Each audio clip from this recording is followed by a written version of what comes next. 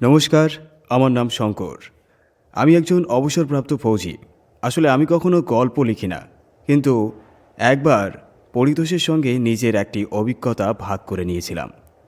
এই গল্পটি সেই অভিজ্ঞতার উপরই ভিত্তি করে। যেমনটা বলেছি, আমি একজন ফৌজি ছিলাম। সেনাবাহিনীর চাকরি ছেড়ে দেওয়ার পর ঘরে মন বসতো না। মনে হতো আর একটা কাজ করা দরকার। তাই আমি সিকিউরিটি গার্ডের চাকরি নিয়েছিলাম। কিন্তু সেই চাকরিটা ছিল মাত্র এক রাতের। শুধু এক রাত।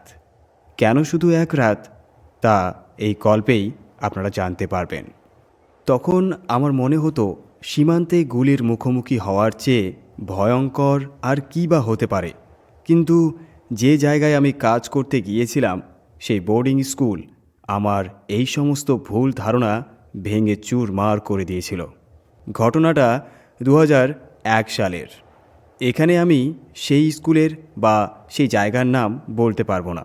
শুধু এটুকু বলবো, সেটা ছিল একটি বোর্ডিং স্কুল। শহর থেকে বহু দূরে, দেবদারু গাছের ঘন জঙ্গলের মাঝখানে অবস্থিত। শীতের ছুটি শুরু হতে চলেছিল, তাই স্কুল ম্যানেজমেন্টের দেওয়া একটি বিজ্ঞাপন দেখে আমি নিজেই তাদের সঙ্গে যোগাযোগ করি। ফৌজি জীবনের কারণে এ ধরনের ঘন জঙ্গলে থাকার অভ্যাস আমার ছিল। আমার ব্যাকগ্রাউন্ড দেখে আমাকে জরুরি ভিত্তিতে সেখানে পাঠানো হয়। দায়িত্ব ছিল আগামী 10 দিন সেই ফাঁকা নির্জন স্কুলে রাতের পাহারা দেওয়া।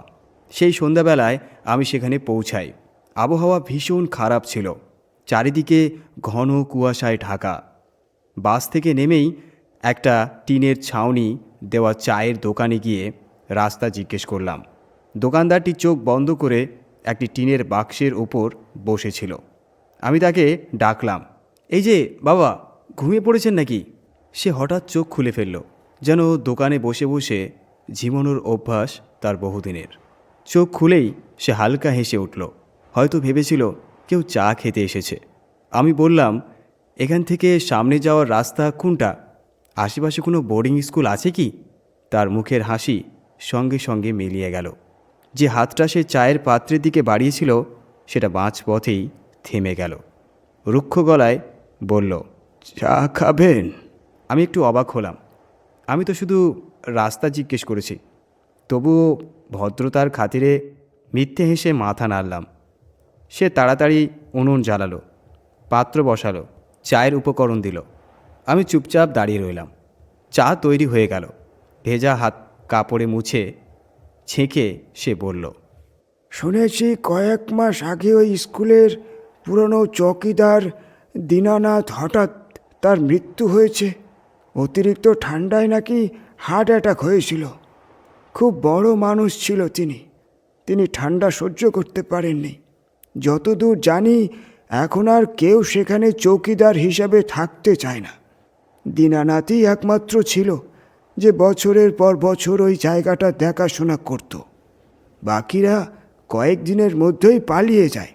বিশেষ করে ছুটির সময় নাকি রাত্রে সেখানে অদ্ভুত সব আওয়াজ শোনা যায়, অদ্ভুত জিনিসও দেখা যায়। এই কথা বলতে বলতেই সে চা ছেঁকে গ্লাসে ঢেলে আমার সামনে রাখল। আমি বললাম, কিন্তু এসব কথা আমাকে বলছেন কেন? সে আমার চোখের দিকে সোজা তাকিয়ে বলল, কারণ আপনি এখানকার লোক মনে হয় না। আজ সারা রাত দেখেছি স্কুলের ছেলেরা আর স্টাফরা সবাই চলে যাচ্ছে। নিশ্চয়ই ছুটি শুরু হয়েছে, আর আপনি নিশ্চয়ই এখানে ওয়াচম্যানের ডিউটিতে এসেছেন, তাই না? আমি আর কিছু বললাম না। আমি তারপর বললাম, আমি একজন ফৌজি মানুষ। এই ধরনের গল্প বহু শুনেছি, কিন্তু ভয় আমাকে কখনো ছুঁতেও পারেনি। সে আবার উপরের দিকে ওঠা রাস্তার দিকে আঙুল তুলে শুধু বলল, সোজা চলে যান, প্রায় 20 মিনিট হাঁটতে হবে। আমি বুঝে গেলাম সে কি বলতে চাইছে। চা শেষ করে সোজা উপরের দিকে হাঁটা শুরু করলাম। কুয়াশা এতটাই ঘন ছিল যে স্কুলের লোহার প্রধান ফটকটাও পরিষ্কার দেখা যাচ্ছিল না। কিন্তু সেখানে পৌঁছে একটা বিষয় স্পষ্ট হয়ে গেল। সব ছাত্র আর বেশিরভাগ শিক্ষকই নিজের নিজের বাড়ি চলে গেছে। স্কুল পুরোপুরি ফাঁকা। সেখানে স্কুলের একজন ক্লার্কের সঙ্গে দেখা হলো, মিস্টার বর্মা। সম্ভবত চিঠিতে যার কথা আমি পড়েছিলাম। তিনি শুধু আমাকে চাবি দেওয়ার জন্যই সেখানে অপেক্ষা করছিলেন। তিনি ভীষণ তাড়াহুড়োর মধ্যে ছিলেন, বারবার ঘড়ির দিকে তাকাচ্ছিলেন। তখন সন্ধ্যা 5টা বাজে। সম্ভবত ওই জায়গায় অন্ধকার খুব তাড়াতাড়ি নামে। মিস্টার বর্মা ছিলেন খাটো গঠনের একজন টাক মাথা একজন মানুষ, চোখে মোটা কাচের চশমা। তবুও তার ভয়ের ছাপ তিনি ঢাকতে পারছিলেন না। ডিসেম্বরের কনকনে ঠান্ডায়ও তার কপালে ঘামের বিন্দু ঝলমল করছিল। তিনি আমার দিকে ঠিক করে তাকালেনও না। চোখ নামিয়ে চাবির গোছা আমার হাতে দিয়ে বললেন, শঙ্কর, আমি বর্মা। এটা মেন গেটের চাবি, আর এটা হোস্টেলের, আর এটা লাইব্রেরির। এখন সময় নেই সব দেখানোর, কিন্তু আপনি শুনুন, স্কুলের পেছনে পুরনো উইন্টারের তালা খুলবেন না, রাতে ওখানে যাবেন না, পারলে কাল সকালে দেখে নেবেন। আমি কৌতূহলী হয়ে জিজ্ঞেস করলাম, কেন সাহেব, এমন কেন? বর্মাজি চারিদিকে তাকিয়ে ফিসফিস করে পড়লেন, ওখানে রিনোভেশনের কাজ বন্ধ আছে।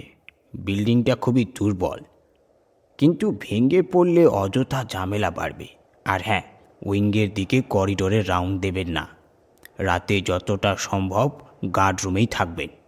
আমি হেসে বললাম, সাহেব, আমি ফৌজি মানুষ, চোর ছ্যাঁচড়ে এদেরকে দেখে ভয় পাই না। ভার্মাজি অদ্ভুত দৃষ্টিতে আমার দিকে তাকিয়ে গাড়ি স্টার্ট করতে করতে বললেন, শঙ্কর, চোরের ভয় থাকলে আমি পুলিশ ডাকতাম। আমি এখন চলি, নিজের খেয়াল রাখবেন, আর যা বলছি মনে রাখবেন কিন্তু। এটা বলে তিনি এমনভাবে গাড়ি ছুটিয়ে চলে গেলেন যেন কেউ তাকে তাড়া করছে। এখন সেই বিশাল পাথরের স্কুলে আমি একা। চারিদিকে শুধু জঙ্গল আর গাঢ় নীরবতা। কিছুক্ষণ এদিক ওদিক ঘোরার পর গার্ডরুমে এসে বসি। রাত 8টা নাগাদ টিফিন খুললাম। গার্ডরুমটা ছিল মেইন গেটের কাছেই। সামনে অন্ধকারের স্কুলের লম্বা চওড়া দালানটা যেন ঘুমিয়ে থাকা কোনো এক দানব। খাওয়া শুরু করতেই হঠাৎ গভীর নীরবতা ছেড়ে একটি শব্দ কানে এলো, স্কুলের ঘণ্টা। আমি চমকে উঠলাম। এত রাতে স্কুলের ঘণ্টা বাজবে কেন? স্কুল তো ফাঁকা, হয়তো হাওয়ায় বাজছে।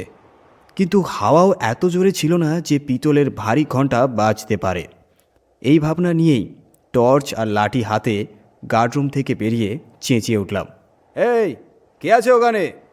ততক্ষণে ঘণ্টার শব্দ থেমে গেছে, কিন্তু এবার শোনা গেল আর একটি শব্দ, যেন অনেকগুলো বাচ্চা একসঙ্গে নামতা পড়ছে।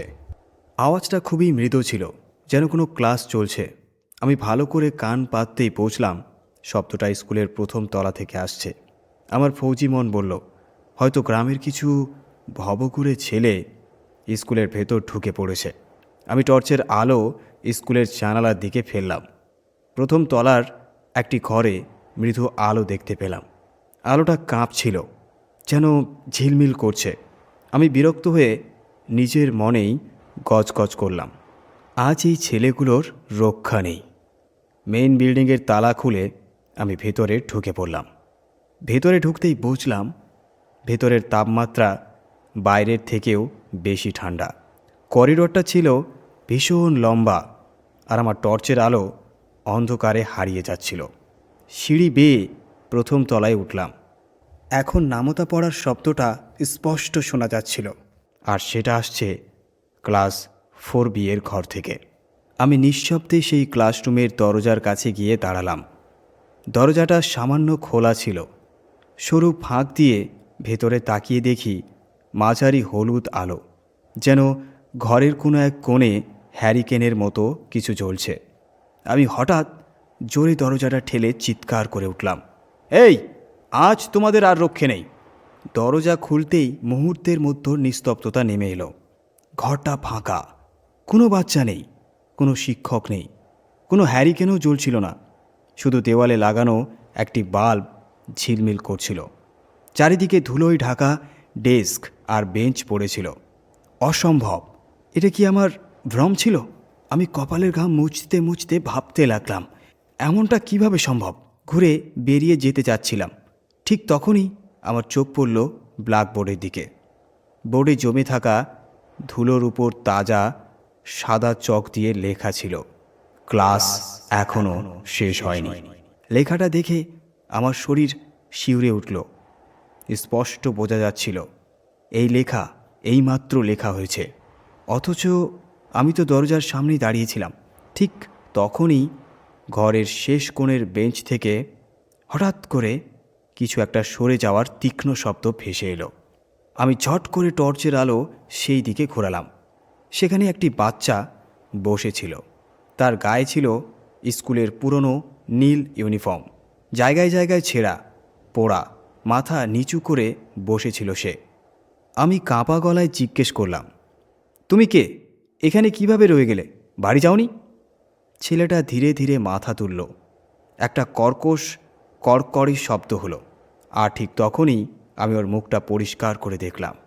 হে ভগবান, ওটা মুখই ছিল না, সেখানে ছিল শুধু পোড়া, গলে যাওয়া কালো চামড়া। যেমন প্লাস্টিক পোড়ালে সেধিয়ে যায়, ঠিক তেমনই মুখের মাংস এতটাই পুড়ে গিয়েছিল যে ভেতরের সব কিছু দেখা যাচ্ছিল। তার চোখ ছিল না, চোখের জায়গাতে ছিল দুটো গভীর কালো গর্ত। আর ঠিক সেই মুহূর্তেই আমার পিছনের ক্লাসরুমের দরজাটা সজোরে ধাম করে বন্ধ হয়ে গেল। দরজা বন্ধ হতেই আতঙ্কের এক প্রবল ঢেউ আমার সারা শরীরে বয়ে গেল। শব্দটা শুনে আমার শরীর কেঁপে উঠল। সেই বন্ধ ঘরের ভেতর আমার ফৌজি ট্রেনিং, আমার সাহস, সব কিছু যেন এক মুহূর্তে ধোঁয়ার মতো উড়ে গেল। আমার সামনে বসেছিল সেই পোড়া মুখের বাচ্চাটা, আর আমার পেছনের দরজা নিজে থেকেই বন্ধ হয়ে গেছে। আমি তড়িঘড়ি দরজার হাতল ধরলাম। ছোঁয়া মাত্রই যন্ত্রণায় চিৎকার করে উঠলাম। হাতলটা পিতলের হাতল, আগুনের ভাটার মতো গরম, এতটা গরম যে আমার হাতের চামড়া পুড়ে গেল। ঠিক তখনই ঘরের বাকি বেঞ্চগুলো থেকেও আওয়াজ আসতে শুরু করলো। আমি টর্চ ঘুরিয়ে পুরো ক্লাসরুমে তাকালাম। এখন সেখানে আর একজন নয়, প্রতিটি বেঞ্চে বাচ্চারা বসে আছে, 8, 10, 20 বা তারও বেশি। সবাই পোড়া, কারো মাথায় চুল নেই, কারো চোখ নেই, কারো চামড়া গালে ঝুলে পড়েছে, কারো গাল ফেটে ভেতরে দাঁত আর জিহ্বা দেখা যাচ্ছে, কারো মুখ সেধিয়ে গিয়ে লেপ্টে আছে, কারো স্কুল ইউনিফর্ম তার গলে যাওয়া চামড়ার সঙ্গে লেগে আছে। আর সবাই তাদের সেই ফাঁকা গভীর কালো চোখ দিয়ে শুধু আমার দিকেই তাকিয়ে আছে। তাদের গলা থেকে বেরোচ্ছে এক অদ্ভুত শব্দ। যে ঘরটা কিছুক্ষণ আগেও হিমশীতল ছিল, তার তাপমাত্রা হঠাৎ বাড়তে লাগলো। আমার গা জ্বলে উঠছিল। বাতাসে পোড়া মাংস আর প্লাস্টিকের গন্ধ এতটাই তীব্র হয়ে উঠল যে দম বন্ধ হয়ে যাচ্ছিল আমার। আমি যেন কোনো জ্বলন্ত ভবনের মাঝখানে দাঁড়িয়ে আছি। আর ঠিক তখনই সব বাচ্চা একসঙ্গে একই তালে বলতে শুরু করলো, প্রেজেন্ট স্যার। ওদের বিকৃত কণ্ঠস্বর শুধু ক্লাসরুমেই নয়, আমার কানের ভেতরেও গুঞ্জন তুলছিল। সেই শব্দে আমার শরীরের ভিতর এক অদ্ভুত ব্যথা উঠছিল। সবাই একসঙ্গে বেঞ্চে আঘাত করছিল। আমার হৃদস্পন্দন এত জোরে হচ্ছিল যে মনে হচ্ছিল বুক ফেটে বেরিয়ে আসবে। কিন্তু মাথায় তখন একটাই কথা, যেভাবেই হোক আমাকে এখান থেকে বেরোতেই হবে। আমি আমার ভারী লাঠিটা তুলে সমস্ত শক্তি দিয়ে দরজার কাছে আঘাত করলাম। কাঁচ ভেঙে চুরমার হয়ে গেল। হাত ঢুকিয়ে বাইরে থেকে খিল খুলতে চেষ্টা করলাম। সৌভাগ্যবশত বাইরের খিলটা গরম ছিল না। এক ঝাঁকুনিতে দরজা খুলে আমি হোঁচট খেতে খেতে করিডোরে বেরিয়ে এলাম এবং প্রাণপণে বাইরের দিকে দৌড়াতে লাগলাম। করিডোর দিয়ে দৌড়াচ্ছিলাম, কিন্তু দম ফুরিয়ে আসছিল। আমার পেছন থেকে বাচ্চাদের হাসির আওয়াজ ভেসে আসছিল। ওরা আমার পিছু নিচ্ছিল না, শুধু হাসছিল। আমি দ্রুত সিঁড়ির দিকে ছুটলাম যাতে নিচের গ্রাউন্ড ফ্লোরে নামতে পারি, কিন্তু সিঁড়ির কাছে পৌঁছাতেই হঠাৎ আবার আমি থমকে গেলাম, কারণ সেখানে কোনো সিঁড়ি ছিল না। যে পথ দিয়ে আমি উপরে এসেছিলাম সেই সিঁড়িটাও উধাও। যেখানে ছিল শুধু ঘন অন্ধকার আর একটি দেওয়াল। এটা কিভাবে সম্ভব? আমি তো এই পথ দিয়েই উঠেছিলাম। আমার মাথা আর কাজ করছিল না। আমি কি ভুল দিকে চলে এসেছি, নাকি স্কুলের নকশাই নিজে নিজে বদলে যাচ্ছে? এখন আমার সামনে মাত্র একটি পথ খোলা ছিল, করিডোরের অন্য প্রান্তের দিকে এগোনো। ঠিক সেই দিকেই আমাকে যেতে হচ্ছিল যেদিকে বর্মাজি আমাকে কড়া নিষেধ করেছিলেন, পুরনো উইংয়ের দিকে। আমার আর কোনো উপায় ছিল না। অন্ধকার করিডোর ধরে আমি সামনে এগোলাম। পুরনো উইংয়ের সীমানা পার হতেই পরিবেশ হঠাৎ করেই বদলে গেল। এখানকার দেওয়ালগুলোতে কোনো প্লাস্টার ছিল না, শুধু কালো ইট। মেঝের উপর জমেছিল ছাইয়ের মোটা স্তর। নিচে তাকাতেই দেখলাম আমার জুতোর ছাপ সেই ছাইয়ের উপর স্পষ্ট হয়ে উঠছে। ঠিক তখনই আমি আরেকটি শব্দ শুনলাম, জলের গড়গড় শব্দ। শব্দটা আসছিল করিডোরের শেষ প্রান্তে থাকা টয়লেট থেকে। না চাইলেও যেন অদৃশ্য টানে আমি সেই দিকেই এগিয়ে গেলাম। টর্চের আলোয় দেখলাম টয়লেটের দরজাটা আধ খোলা। ভেতর থেকে বেরোচ্ছে ঘন কালো ধোঁয়া আর পোড়া কিছু অসহ্য গন্ধ। আমি দরজাটা খুলতে চাইনি, কিন্তু বেরোনোর জন্য কিছু তো করতেই হবে। অনিচ্ছা সত্ত্বেও দরজায় ধাক্কা দিলাম। ভেতরের দৃশ্য দেখে আমার আত্মা কেঁপে উঠল। টয়লেটের ভেতরে আগুন জ্বলছিল না, কিন্তু সব কিছু যেন পুড়ে গেছে। দেওয়াল কালো, আয়নাগুলো ভাঙা, আর এক কোণে একটি বাচ্চা গুটিসুটি মেরে বসেছিল। সে কাঁদছিল। আমার হৃদয় নরম হয়ে গেল। মনে হলো সত্যি হয়তো কোনো বাচ্চা এখানে আটকে পড়েছে। আমি তার কাছে এগিয়ে গেলাম। ভয় পেও না বাবা, আমি আছি। তোমার কি হয়েছে? আমি হাত বাড়িয়ে ওর কাঁধে ছোঁয়া দিতেই সে মুহূর্তেই ধোঁয়ার ছায়ের স্তূপে পরিণত হলো, আর সেখানেই ছড়িয়ে পড়ল। আমি হতভম্ব হয়ে দাঁড়িয়ে রইলাম। এক মুহূর্তের জন্য মনে হলো, এটা কি ঘটল? এটা কি বাস্তব নাকি আমার ভ্রম? ঠিক তখনই টয়লেট থেকে বেরোনো দরজাটা ধীরে ধীরে খুলতে লাগলো। ভেতর থেকে বেরিয়ে এলো এক দীর্ঘ কালো ছায়া। সে কোনো শিশু নয়, একজন লম্বা মানুষ। তার গায়ে ছিল পোড়া পুরনো কোট, হাতে একটি লাঠি, আর তার মাথাটা ধড় থেকে আলাদা হয়ে এক পাশে ঝুলেছিল, যেন তার ঘাড় অর্ধেক ভেঙে গেছে। আমি জানি না সে কে ছিল। সে তার ঝুলে থাকা মাথাটা আমার দিকে ঘুরিয়ে নিল। তার চোখ দুটো ছিল আঙ্গারের মতো লাল। সে লাঠিটা মেঝেতে আঘাত করল। একটা ভারী শব্দের সঙ্গে সঙ্গেই টয়লেটের সব কল একসাথে খুলে গেল, কিন্তু সেগুলো দিয়ে জল বেরোলো না, বেরোলো গরম ফুটন্ত রক্ত। সে লাঠিটা শূন্যে তুলে ধরল। আমি পেছাতে পেছাতে দরজার দিকে ছুটলাম, কিন্তু ঠিক তখনই দরজাটা নিজে থেকেই হঠাৎ বন্ধ হয়ে গেল। ওই বিকৃত মানুষটা রাগে ফুঁসতে ফুঁসতে আমার দিকে এগিয়ে এলো। তার প্রতিটি পায়ের ছাপে মেঝে থেকে স্ফুলিঙ্গ বেরোচ্ছিল। ছায়ের উপর পড়ছিল জ্বলন্ত রেখা। আমি চিৎকার করে উঠলাম, আমি কোনো ছাত্র নই, আমাকে যেতে দাও, আমি এখানে নতুন চৌকিদার। সে হেসে উঠল, এখানে সবাই সমান, আর শাস্তি সবার জন্য এক। সে লাঠি দিয়ে আমার উপর আঘাত করল। আমি বাঁচার জন্য হাত তুলতেই লাঠিটা আমার হাতে পড়ল। মনে হলো আমার হাড় ভেঙে গেল।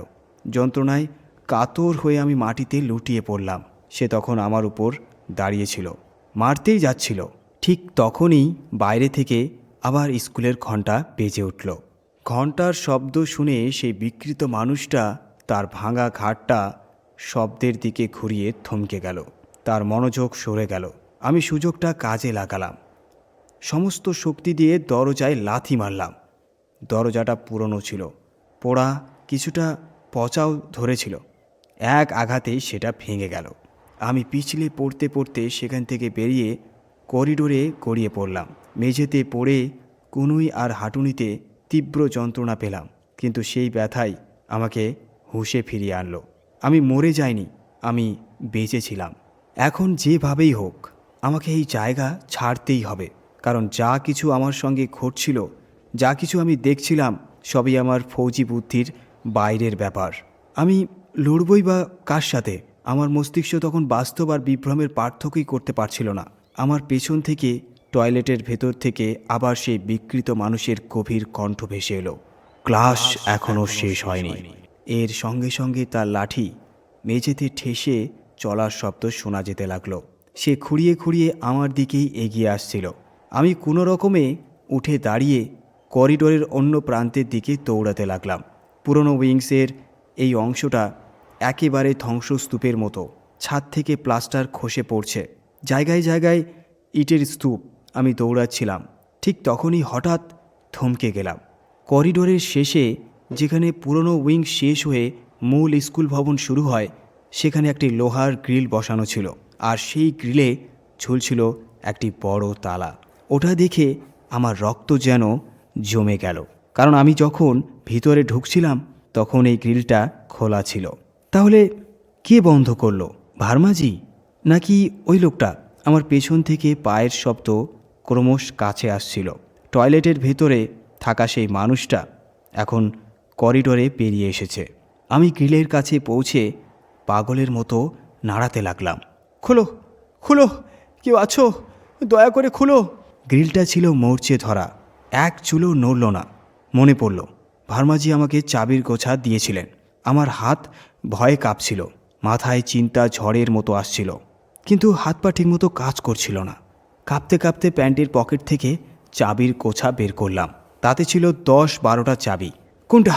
এর মধ্যে কোনটা যাবে? আমি নিজের উপরেই চিৎকার করছিলাম। একটা চাবি ঢোকালাম, হলো না। আরেকটা চাবি ঢোকালাম, ঢুকলো, কিন্তু ঘুরল না।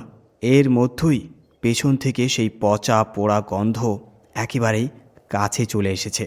লোকটা হয়তো আমার থেকে 10 কদমও দূরে নেই। টর্চের আলোয় আমি দেখলাম তার মাথাটা এখনও এক পাশে ঝুলে আছে।